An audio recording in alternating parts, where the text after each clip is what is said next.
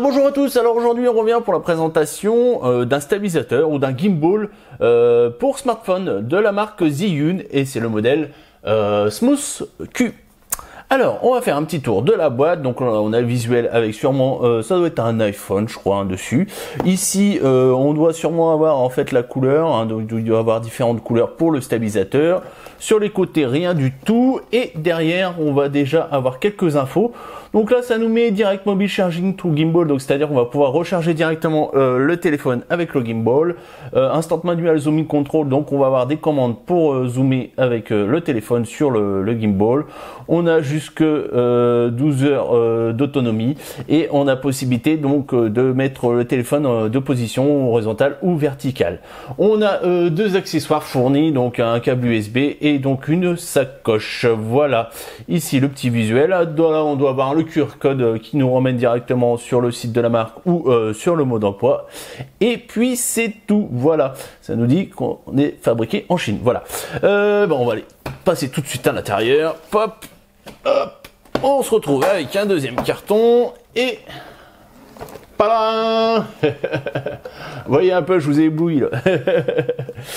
Donc là déjà, bonne nouvelle, on se retrouve avec une pochette rigide tout simplement, avec un petit effet métal brossé.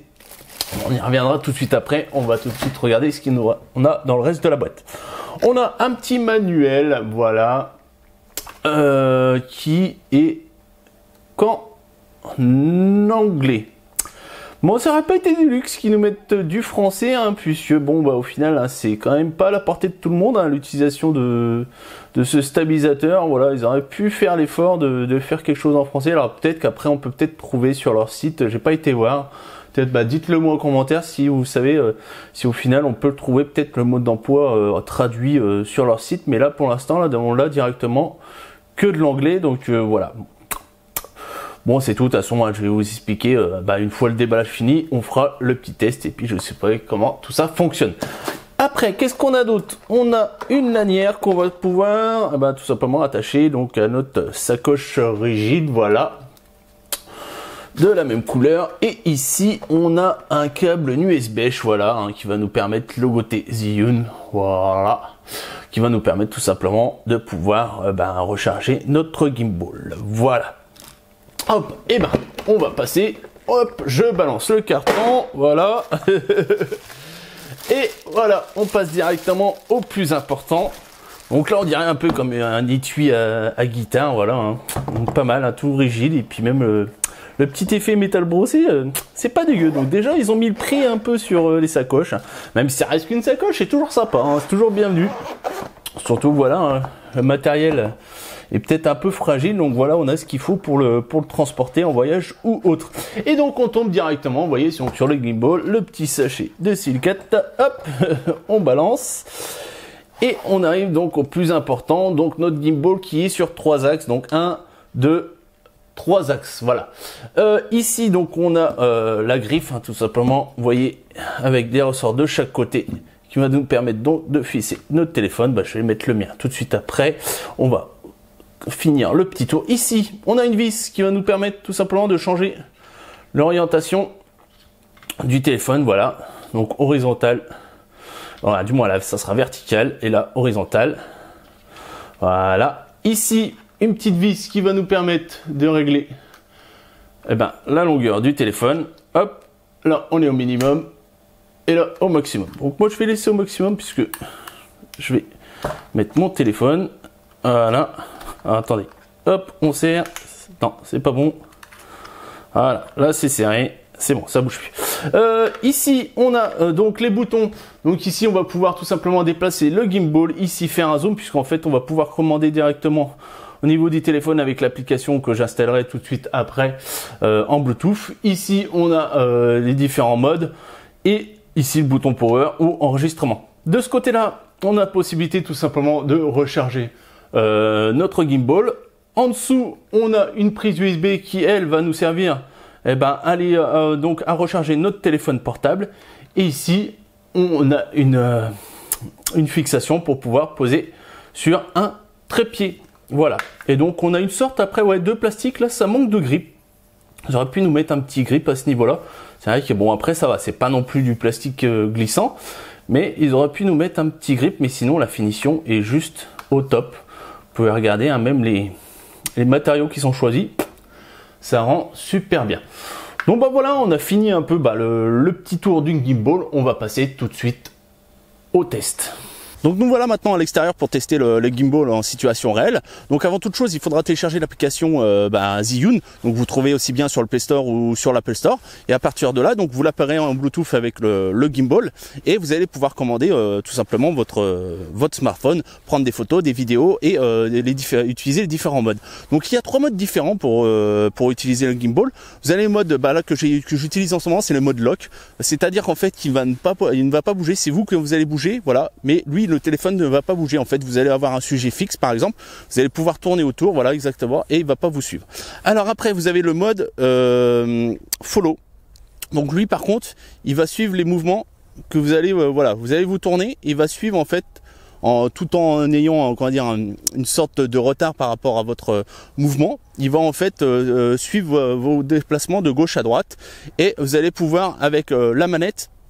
Le petit stick pouvoir faire du haut bas, donc pareil, donc mais par contre pas de gauche droite puisque c'est vous qui allez l'entraîner.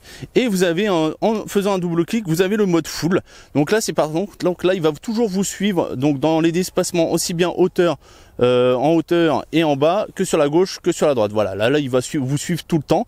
Mais on va dire pour le mode lock, lui, il ne bougera pas, hein. Même au niveau du stick, vous essayerez de bouger, il ne bougera pas. C'est voilà, vous avez pris le sujet, vous êtes en mode lock, et à partir de là, lui, il va rester fixe. Et après, vous avez le mode suivi entre guillemets, où là, il va faire que des déplacements sur la gauche ou la droite, pas de haut, bas pour le suivi. Donc maintenant, ce qu'on va faire, on va passer directement au test, hein. Je vais directement aller utiliser les marches qui sont juste derrière moi, tout simplement pour vous trouver l'utilité de l'utilisation du gimbal en situation réelle. Voilà, allez, à tout de suite.